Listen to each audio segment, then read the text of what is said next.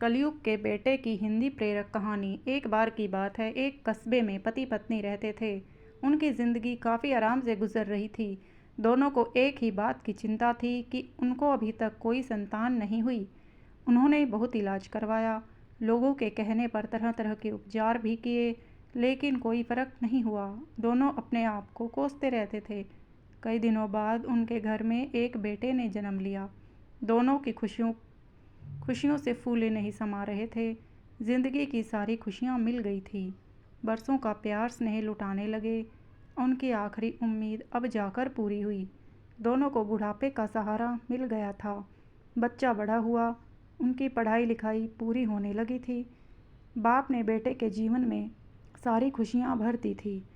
उनका सपना था कि उसका बेटा हमेशा उन्हें अपने प्यार का कर्ज चुकाएगा, समाज में उनका और अपना नाम रोशन करेगा, बुढ़ापे में उन्हें किसी बात का दुख नहीं देगा।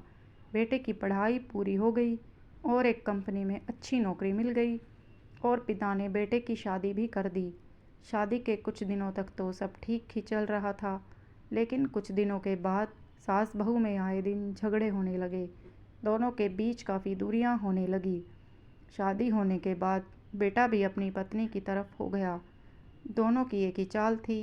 माँ को बहुत टेंशन होने लगी, काफ़ी कमज़ोर भी हो गई और एक दिन किसी भयंकर बीमारी के कारण चल बसी। पत्नी की रास्ते से एक कांटा तो जा चुका था, अब एक और बचा हुआ था। रोज़ अपने पति से अपने ससुर की शिकायत करने लगी और किसी तरह उसे भी दूर करना चाहती थी। एक दिन बेटे ने कहा, पिताजी अपनी आंखों पर पट्टी बांधो, मैं तुम्हें कुछ देना चाहता हूँ।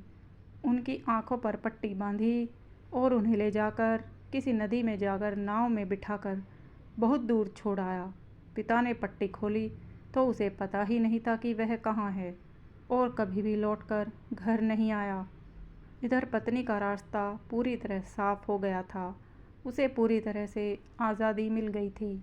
माँ बाप अपने बेटे का जीवन सफल बनाने की पूरी कोशिश करते हैं कि इन्हें किसी प्रकार का कोई कष्ट न हो।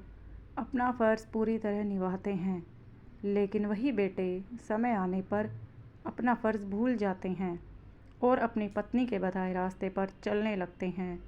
माँ बाप का ख्याल रखने की बजाय उन्हें बेसहारा छोड़ देते हैं।